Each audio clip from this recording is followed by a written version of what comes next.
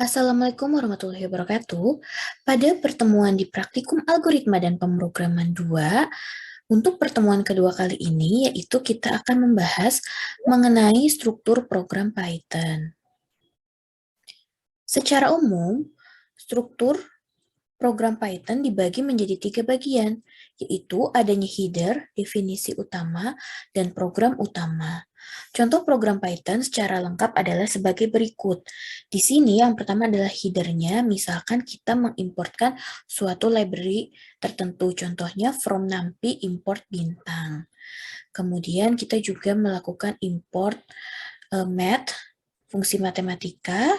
Kemudian di sini yang berikutnya ada fungsi-fungsinya yang kita akan tambahkan, yaitu misalkan kita punya def fungsi 1, x, y, print fungsi 1. Dan yang berikutnya adalah program utamanya, print program utama. Nah, baris yang diawali dengan tanda pagar itu adalah komentar yang tidak akan diproses oleh interpreter Python. Dari penjelasan di atas bisa kita simpulkan bahwa header itu fungsinya untuk menentukan modul-modul mana yang akan digunakan. Modul merupakan pustaka tambahan yang disediakan oleh Python atau oleh orang lain yang dapat Anda gunakan dalam program Anda untuk membantu Anda dalam menyelesaikan suatu masalah. Pada contoh program di atas, kita menggunakan semua modul yang ada pada library NumPy dan menggunakan modul math yang disediakan oleh Python. Kemudian tadi definisi fungsi, fungsinya untuk menyederhanakan program yang Anda buat. Fungsi juga berfungsi untuk mengelompokkan kode program agar dapat digunakan kembali atau reusable. Selain itu, dengan menggunakan fungsi akan memudahkan kita dalam membaca dan merawat atau maintenance kode program. Pada Python, instruksi yang merupakan tab dari fungsi tersebut akan dituliskan merupakan bagian dari fungsi tersebut akan dituliskan menjorok ke dalam menggunakan tab. Jadi badan fungsinya itu harus menjorok satu dibandingkan dengan pendefinisian nama fungsinya. Ini harus menggunakan tab atau biasa disebut dengan indentasi.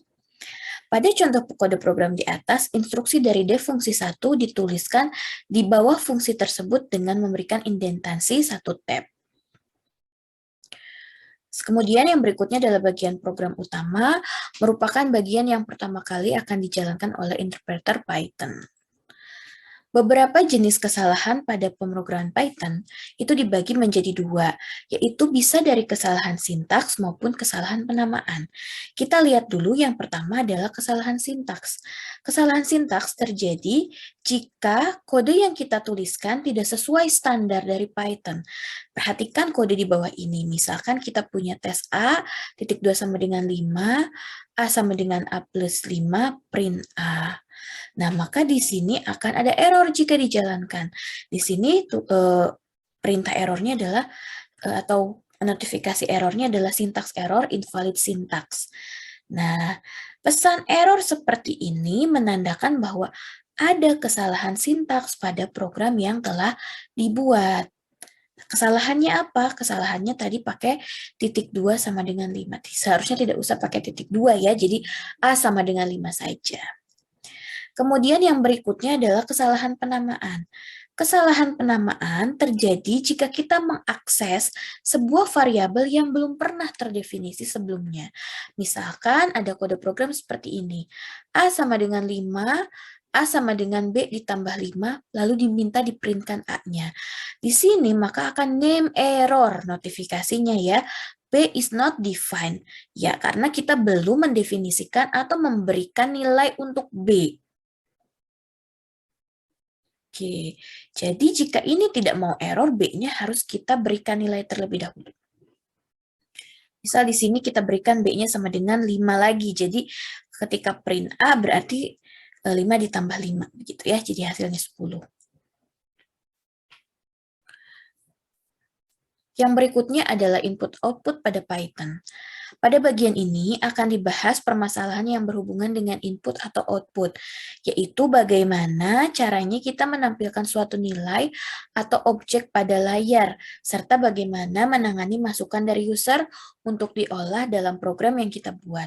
Perintah yang akan dibahas berikut ini adalah perintah print. Perintah print itu adalah perintah dasar dari Python yang dapat menampilkan seluruh data yang didukung secara natif oleh Python. Adapun beberapa cara memanggil perintah print yaitu misal memanggil perintah print dengan menggunakan koma sebagai pemisah antara objek yang akan ditampilkan. Contohnya print 2 ditambah 2 adalah koma 2 plus 2 ya. Jadi nanti dia akan printkan string 2 plus 2 adalah, kemudian koma, itu sambungannya, yaitu ada operasi matematika 2 ditambah 2. Sehingga nanti memunculkan 2 ditambah 2 adalah 4, dan seterusnya.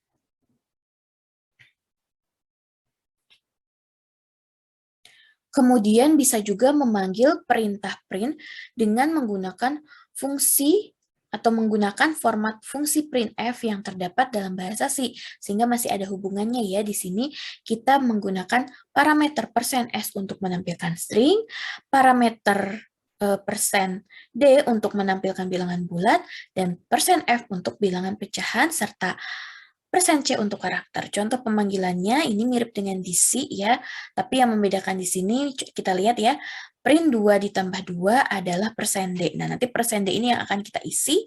Nah, kalau di C waktu itu menggunakan koma, tapi kalau di sini kita menggunakan persen sebagai pemisahnya. Lalu diberi dalam kurung apa yang akan ditampilkan di %d ini. Setiap menggunakan perintah print, maka Python akan secara otomatis menambahkan perintah untuk pindah baris. Jadi tanpa harus diberikan \n, dia sudah akan langsung pindah baris pada akhir instruksi. Jika misal kita tidak menginginkan adanya pindah baris, maka perintah print harus ditambahkan argumen n pada akhir baris. Seperti ini, print hello n.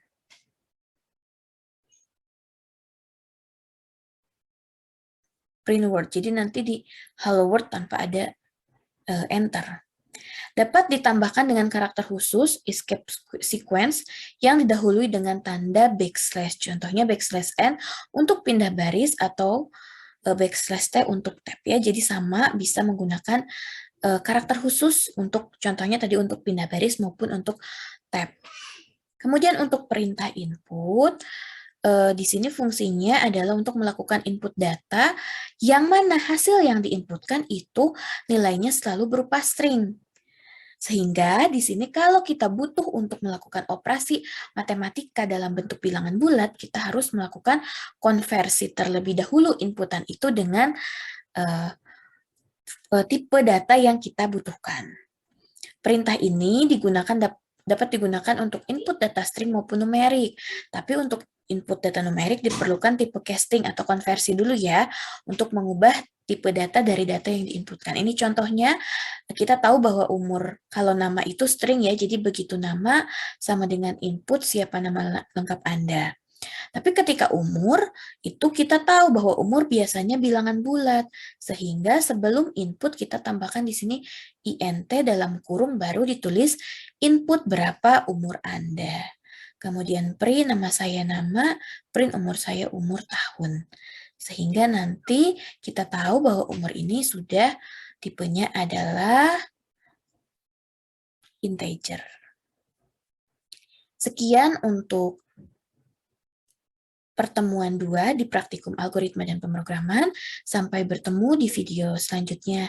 Terima kasih. Wassalamualaikum warahmatullahi wabarakatuh.